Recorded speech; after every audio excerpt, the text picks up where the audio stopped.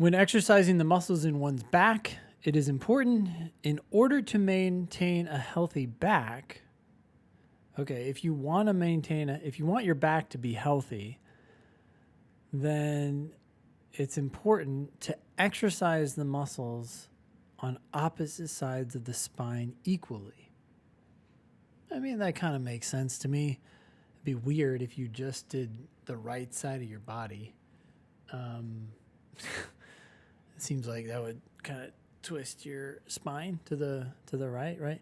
After all, and by the way, after all is a premise indicator.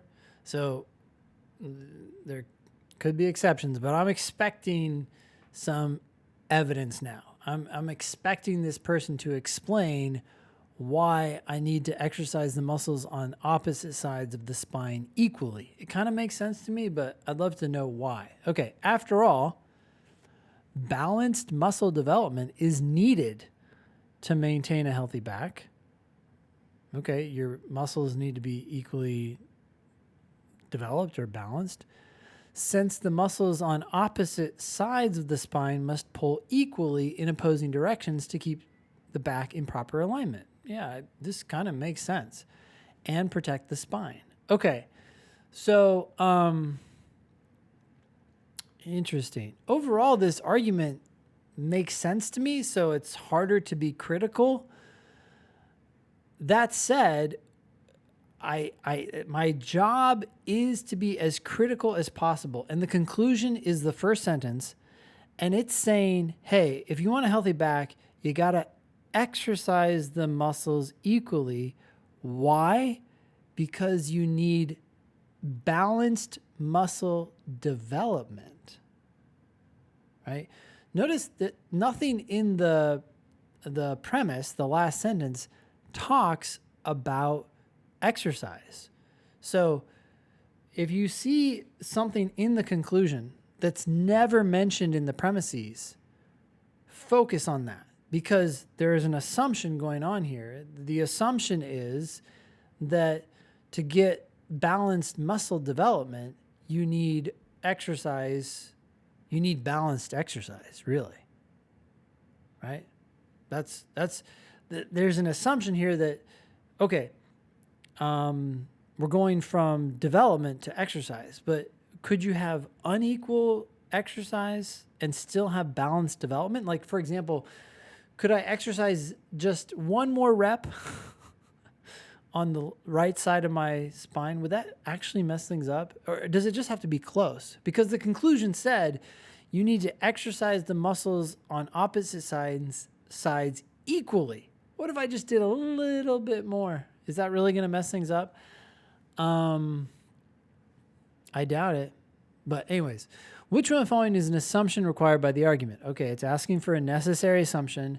My prediction here is that this author needs to assume, or is assuming, that if you want to get balanced muscle development, you also have to have balanced exercise. And I'm wondering if that's actually true. Could your exercise be a little bit different and still have balanced muscle development? Like, it doesn't really matter that much. A, muscles on opposite sides of the spine that are equally well developed will be enough to keep the back in proper alignment. Okay, the conclusion was saying that, hey, if you want to have a healthy back, this is something you have to do. You have to exercise equally on both sides of the spine. That's not saying that if you do that, your back is going to be healthy. Same in the premises. The premises say balanced muscle development is needed if you want to have a healthy back. That doesn't mean, though, that if you do it, you will have a healthy back. You could have other needs, right? Maybe you also need a healthy diet. Okay? So when A says muscles on opposite side of the spine that are equally well developed will be enough. That's it. You don't need anything else to keep the back in proper alignment. No, you might also need good genes, because there might be genetic things out there that prevent you from having proper alignment, even if your muscles are equally well developed on both sides. So the argument doesn't need to assume this. It's not making that sort of claim. It's not going that far. B, exercising the muscles on opposite sides of the spine unequally tends to lead to unbalanced muscle development. I mean, yeah, the argument, the person is assuming this, right? They're saying, hey, you have to exercise each side equally. If you don't, you're going to have problems. In other words, you're going to have unbalanced muscle development, and that's why you need to exercise equally. So this does appear to be a necessary assumption. The author has to agree with this. If this weren't true, then why exercise equally?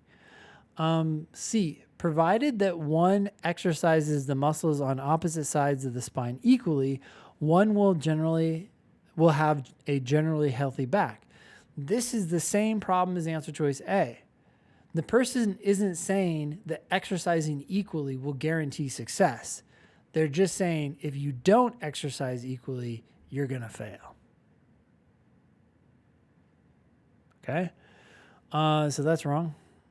D, if the muscles on opposite sides of the spine are exercised unequally, one's back will be irreparably damaged.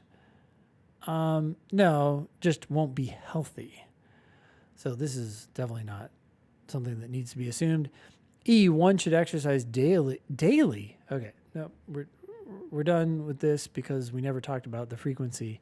So answer choice B is the correct answer. Questions on this one?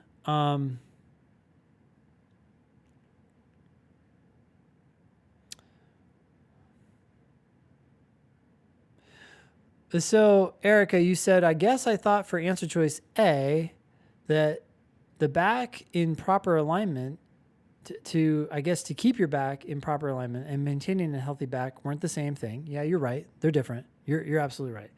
And maybe I equated them as I was talking about answer choice A.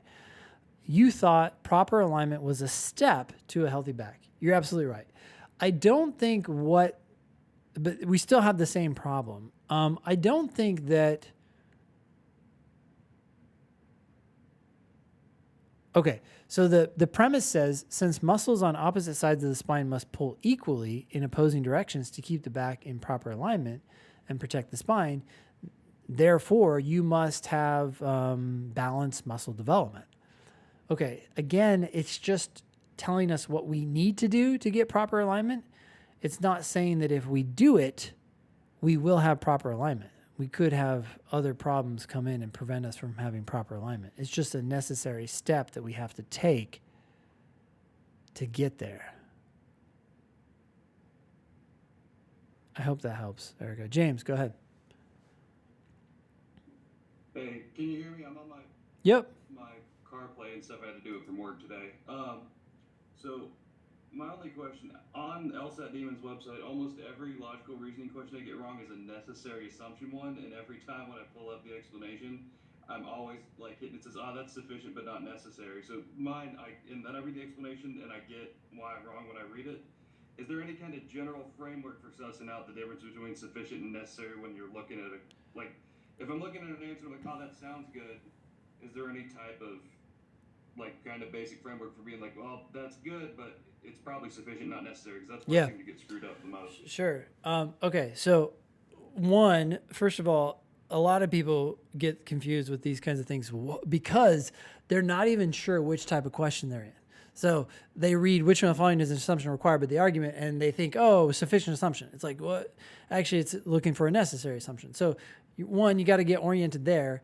But two, if you do know that you're looking for a necessary assumption, just keep this in mind. In necessary assumption questions, you're asking yourself which answer has to be true. You can treat it like a must be true question. In sufficient assumption questions, you're not asking which answer has to be true. In fact, you're doing the exact opposite. You're saying which answer, if it were true, not that it has to be, but if it were, would it prove the conclusion? Those are the two differences. All right. Thank you. Yep. Okay. Any other questions on this one? Okay.